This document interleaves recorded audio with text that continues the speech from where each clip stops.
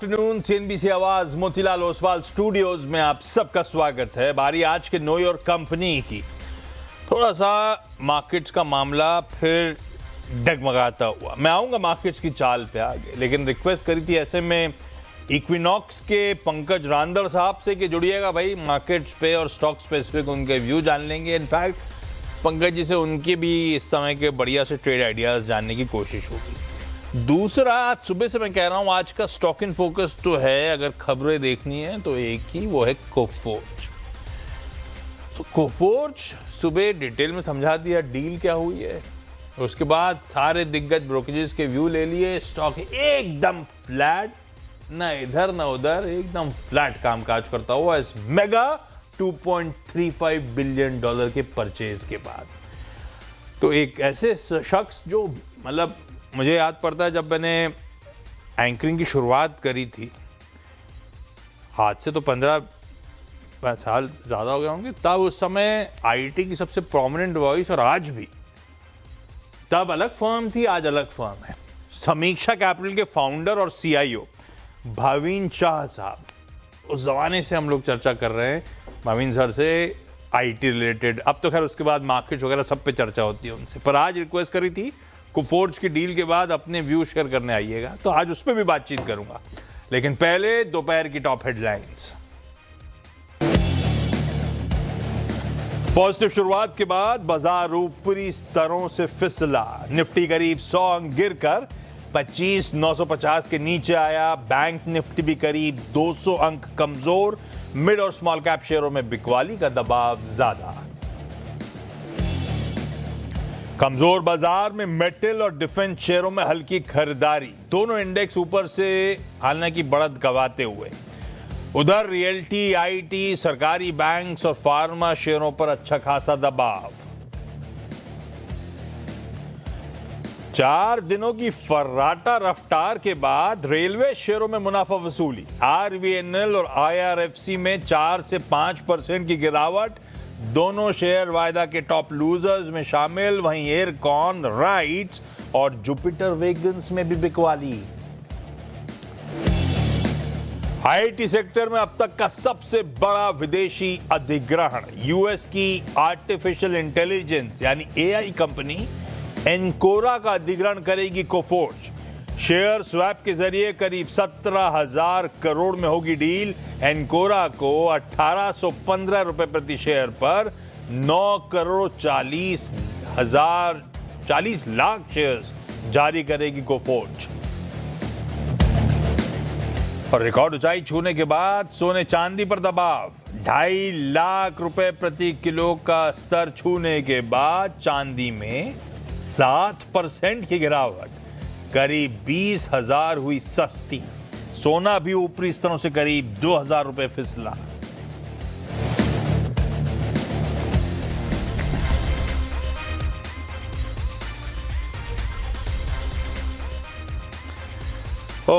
पहले भारतीय बाजार है मुनाफा वसूली का मूड, और ये मूड आज की कहानी नहीं है, ये धीरे धीरे करके पिछले 3 दिनों से, खास तौर पे फ्राइडे को और खास तौर पे आज तो बिल्कुल मुनाफा वसूली।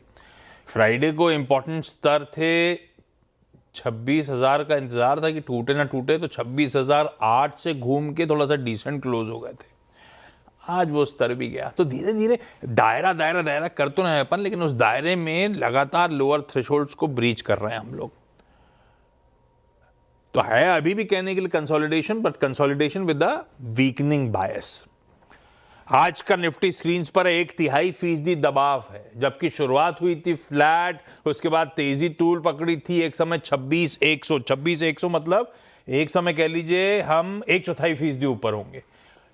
तो उस समय जब 65 पॉइंट ऊपर थे, 65 पॉइंट ऊपर वाला 90-95 पॉइंट नीचे है, यानी कि 150 पॉइंट से ज्यादा ऊपर के हाई से करेक्ट होते हुए भारतीय बाजार, और एज वी स्पीक दिन के लोस पे अब थोड़ा सा और अनकंफर्टेबल होता हुआ, क्योंकि अगर 26,000 का पुट राइटर सबसे फॉर्मिडेबल था, तो 50 रुपए का प्रीमियम देख लूं तो 25,950 तक तो कंफर्ट था। अब वो राइटर्स लड़खड़ा रहे होंगे, आई एम श्योर, क्योंकि हम आ गए 25,950 के नीचे। तो कंफर्ट के बाहर आ रहा है उस राइटर के बाजार, दिक्कत होगी थोड़ी सी। और कल खड़ी है मंथली एक्सपायरी, तो अब तक तो कॉल राइटर्स के जोन्स को बढ़िया तरीके से रिस्पेक्ट कर रहे थे, इसलिए कंसोलिडेशन था। अब थोड़ा सा वो रिस्पेक्ट जो है ना, डिसरिस्पेक्टफुल हो रहा है बाजार। अच्छा, अक्रॉस द बोर्ड मुनाफा वसूली है। मैं निफ्टी के अदर कंपोनेंट्स पे बाद में आता हूं, पहले मिड कैप्स दिखाइएगा, 2/3% दबाव है और इंडेक्स तो पेन में आ ही रहा है, ब्रॉडर मार्केट्स ऑलरेडी बहुत पेन में है। 1:3 का रेशियो हो चुका है भाई साहब। 1:3 मतलब 75% शेयर्स इन रेड कामकाज कर रहे हैं। तो बढ़िया डिस्ट्रीब्यूशन, बढ़िया मुनाफा वसूली ब्रॉडर मार्केट्स में प्ले आउट होती हुई इस समय। तो मैं इंडिविजुअल स्टॉक्स और सेक्टर्स पे बाद में आता हूं, पहले पंकज जी से उनका व्यू ले लेता हूं। पंकज जी, थोड़ा सा मामला गड़बड़ा सा रहा है, कैसे देख रहे हो आप निफ्टी की आज की चाल को? कल की एक्सपायरी से पहले, मंथली एक्सपायरी से पहले व्यू क्या बैठ रहा है निफ्टी पे? गुड आफ्टरनून आपको। Good afternoon Ashish ji and good afternoon to everyone. Ashish ji, देखिए, जहां तक निफ्टी की अगर मैं बात करूं तो बिल्कुल दायरे में कारोबार होते हुए नजर आया है। अगर थ्रू आउट द मंथ की भी अगर हम लोग बात करते हैं तो 25,700-800 की रेंज से लेकर 26,300 तक की रेंज में ये पूरा महीना मार्केट ने प्ले किया है। आज का जो सेशन है वो थोड़ा सा साइडवेज निगेटिव है। कल की जो एक्सपायरी अगर ध्यान में रखते हैं तो जिस हिसाब से वॉल्यूम्स और आगे की जो 3-4 दिनों की इंटरनेशनल मार्केट की जो छुट्टियां हैं उसको अगर ध्यान में रखते हैं तो मार्केट कोई भी तरफ मुड़ सकता है। लेकिन अगर कॉल राइटर्स का अगर कन्विक्शन देखते हैं तो 25,900 के आसपास डेफिनेटली देखने मिल रहा है। अगर 25,900 की रेंज अगर तोड़ देगा डिसाइसिवली तो मार्केट के अंदर एक स्टीप फॉल देखने मिल सकता है, जो कि 200-300 पॉइंट नीचे और भी लगता है वहां से। तो भैया 25,900 की ट्रेजेक्टरी पे जा रहे हैं। 26,000 पे सबसे तगड़े राइटर्स थे, एक्शन धीरे धीरे 25,900 की तरफ शिफ्ट हुआ है। वो इंपॉर्टेंट स्तर होंगे जिसकी तरफ भारतीय बाजार बढ़ते हुए, अगर 25,900 ब्रीच होता है तो शायद फिर फर्दर 200-300 पॉइंट की पेन की गुंजाइश बैठती है। तो रांदड़ साहब, आसान शब्दों में इस समय वेट एंड वॉच है ना? वीकनेस है, इंपॉर्टेंट जोन्स के पास जाना है, पहले देख लेते हैं उसकी सैंक्टिटी को डिफेंड कर पा रहे हैं नहीं कर पा रहे हैं, उसके बाद कोई व्यू लेंगे। अभी वेट एंड वॉच मोड पे, ऐसा रखूं? इंडाइसेस पॉइंट ऑफ व्यू से तो आशीष जी वैसे ही लगता है, लेकिन स्टॉक स्पेसिफिक एक्शंस जो है वो देखने मिल सकते हैं। हाँ। सेलिंग साइड में भी अच्छे खासे स्टॉक्स निकल कर आ रहे हैं और बाइंग में भी निकल कर आ रहे हैं स्टॉक्स। तो बिल्कुल उस पर मैं आगे आपसे बातचीत करूंगा। रांदड़ साहब की हमेशा की तरह जुड़ेंगे तो पिक पे तो लेंगे ही, बातचीत होगी। आज का स्टॉक इन फोकस कोफोर्ज, जिसने यूएस की एक एआई यानी कि artificial intelligence company silicon valley की एनकोरा को एक्वायर करा। $2.35 बिलियन की वो खरीद होती हुई। अच्छा, कोफोर्ज ने पहले ही कहा था कि बोर्ड मीट होनी है फंड रेजिंग पर और क्यूआईपी के जरिए हो सकता है, तो स्टॉक इस बोर्ड मीट से पहले कूल ऑफ हो रहा था। और फ्राइडे को तो खैर आवाज ने आपको हाईलाइट कर ही दिया था कि ये इस तरह की एक एक्विजिशन की अनाउंसमेंट आने वाली है। बाजार बंधन के बाद वो आई और आज इस समय बिल्कुल टसल जोन पे, बिल्कुल फ्लैट लाइन पे कोफोर्ज इतने बड़ी डील अनाउंसमेंट के बाद इस समय कामकाज करता हुआ। हमने रिक्वेस्ट करी थी समीक्षा कैपिटल के फाउंडर और सीईओ भवीन शाह साहब से कि आप जुड़िएगा। मैं पहले ही बता रहा था भवीन शाह साहब से हम लोग अब तो 1.5-2 दशक हो गए। उस समय भवीन शाह साहब प्योरली आईटी को ट्रैक करते थे और हम लोग आईटी में कुछ भी बड़ा डेवलपमेंट होता था तो सर के पास दरवाजा खटखटा के पहुंच जाते थे बातचीत करने के लिए। आज जब इतनी बड़ी डील अनाउंस हुई है, मेरे ख्याल से क्या, एक्चुअली किसी भी इंडियन आईटी कंपनी की अब तक की सबसे बड़ी फॉरेन एक्विजिशन ये अनाउंस होता हुआ।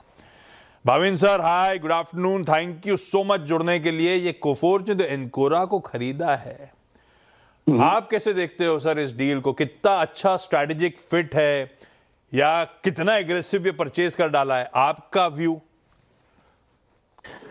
नहीं, मतलब एग्रेसिव तो है लेकिन स्टॉक डील है तो अच्छा है, क्योंकि मतलब कोफोर्स का स्टॉक वैसे भी महंगा है।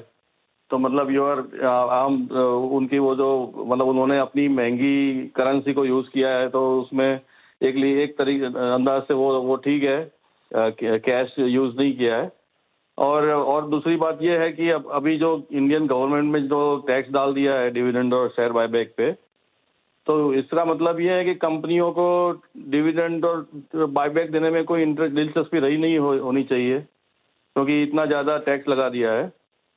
तो अगर आप सोचे हैं कि कंपनी के पास कैश है तो उसका उनको करीबन टैक्स के बाद 4% रिटर्न मिलता होगा, 4%।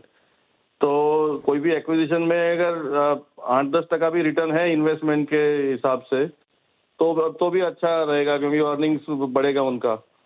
तो ये वो अंदाज में देखा चाहिए, मतलब क्या बोलते हैं कि bar has been lowered because of strange taxation हमारे देश में जो है उसके लिए। तो भविन सर, आपकी बात सुन के लग रहा है ये सौदा बुरा नहीं है, एक स्मार्ट बाय है।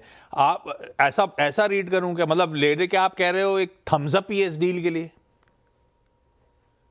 मतलब डील के लिए थम्स अप, लेकिन कोफोर्ज का वैल्यूएशन बहुत ज्यादा है वैसे भी, तो हमारे तो मतलब it doesn't fit in our scheme of things, लेकिन कंपनी के लिए अच्छा है, मतलब is a good way to use your expensive equity currency. Perfect, समझ गया। तो कोफोर्ज के लिए ये जो खरीद है, ये खरीद तो अच्छी है, पर कोफोर्ज आपकी बात से लग रहा है समीक्षा कैपिटल के रडार पे नहीं है, क्योंकि आपने तो पहले से आपने अपफ्रंट कहा था ये ऑलरेडी स्टॉक महंगा नजर आता है। ये भविन सर, ये पूरे आईटी को लेकर व्यू है कि इस समय आईटी में मजा नहीं आ रहा है, या कोफोर्ज को लेकर आप लोग आईटी में कुछ समीक्षा कैपिटल कुछ पोजीशनिंग रख रहा है कि नहीं रख रहा है, एग्रेसिव हुआ ही नहीं हुआ है, क्योंकि है तो बड़ी अंडर ओनरशिप अब पूरे स्पेस में। हाँ, जब इन्फोसिस जैसे 1400 समथिंग पे चल रहा था तब हमने परचेज किया था। अभी तो हम होल्ड कर रहे हैं। मतलब वो प्राइसेस काफी कम हो गए थे, और अगर रिटर्न बहुत ज्यादा रिटर्न की अगर उम्मीद नहीं है, 10-12% रिटर्न से संतुष्ट है, तो उस रिटर्न पे वो लार्ज कैप कंपनीज में इन्वेस्ट हो सकता है, ऐसा सोच के किया था। अभी जो मिड कैप कंपनीज है जिसमें ग्रोथ अच्छा है थोड़ा लार्ज कैप से, लेकिन वैल्यूएशन डिसप्रोपोर्शनेटली ज्यादा है, तो उसमें हमारा ये मतलब व्यू नहीं है उसमें जाने की, क्योंकि उसमें कोई डिसअपॉइंटमेंट आएगी तो शेयर प्राइस में गिरावट ज्यादा आएगी, तो उसमें हमारा थोड़ा कंजर्वेटिव व्यू है। ओवरऑल आईटी का व्यू है कि भाई ये मतलब ग्रोथ इतना ज्यादा तो अभी आने वाला नहीं है, लेकिन ऐसा भी नहीं है कि सेक्टर में ग्रोथ नहीं है। तो जब वैल्यूएशन अच्छी मिलती है तो देख और फिर रिटर्न की उम्मीद थोड़ी काम करना पड़ता है। तो अगर चाह कम है, मार्केट रिटर्न्स से खुश हैं आप 10-12% के, तो आईटी वो स्पेस हो सकती है। जब करेक्ट हो रहे हो तो अच्छे मूल्यांकन में स्टॉक को एक्यूमुलेट किया जा सकता है। इन्फी जैसे जिग्गत 1400 के भाव पे समीक्षा कैपिटल ने एक्वायर कर रखे हैं। अच्छा भविन सर, जाते जाते एक आखिरी सवाल। ये बात सही है, वो खूब ऑर्डर बुकिंग्स तो मिल रही हैं इन कंपनीज को, लेकिन वो एग्जीक्यूशन वगैरह थोड़ा मामला ठंडा ही है, नतीजों में बहुत ज्यादा रिफ्लेक्ट होता नहीं है आजकल। कई लोग कह रहे थे ये एआई जो केपेक्स स्पेंड्स हो रहे हैं दुनिया भर में, वो थोड़े से कूल ऑफ होंगे तो ज्यादा इंप्लीमेंटेशन पे फोकस होगा, और इंप्लीमेंटेशन फोकस होगा तो भारतीय आईटी कंपनी चमकना वापस शुरू करेंगी। आप उस थॉट प्रोसेस को मानते हो क्या, और ये 2026 में ऐसा प्ले आउट हो रहा होगा, या अभी ऐसा मुश्किल है कहना? एआई का क्या एक बहुत बड़ा जो प्रोडक्टिविटी इंप्रूवमेंट है उसका इम्पैक्ट हो रहा है अभी।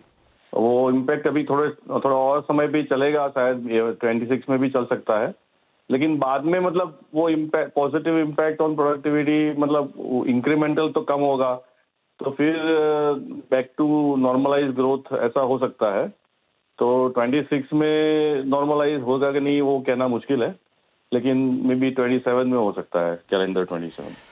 It will take time. Bhavin sir, thank you so much जुड़ने के लिए। कोफोर्ज की खरीदारी स्मार्ट हो सकती है, लेकिन कोफोर्ज का स्टॉक अपने आप में महंगा है, तो भाविन सर उस स्टॉक पे तो दाव नहीं लगा रहे हैं। पर हाँ, एक स्मार्ट इंटेलिजेंट बाय जरूर हो सकता है इस कंपनी की तरफ से। अच्छा एक्विजिशन है ये जो कंपनी ने एमकोरा को एक्वायर करा। अच्छा रांदड़ साहब, कोफोर्ज पे आप लोग का व्यू रिसेंट वीकनेस के बाद आज थोड़ा सा थमी है, एटलीस्ट वीकनेस इस बड़े न्यूज पैक के बाद। किस तरह की वॉल्यूम पोजीशनिंग दिख रहा है, मामला है कि सर कोफोर्ज पे आप लोग कोई व्यू बना पा रहे हो या अभी छोड़ रहे हो, दूर हो? तो फिलहाल के लिए तो थोड़ा सा वेट एंड वॉच करना पड़ेगा, बिकॉज बहुत रिसेंट डील है ये, और 1-2 दिनों के बाद में थोड़ा पैन आउट करके देखते हैं कि कैसे मूव आउट होगा ये stock. Too early, let market forces decide, उसके बाद अपन फ्रेश व्यू बनाएंगे।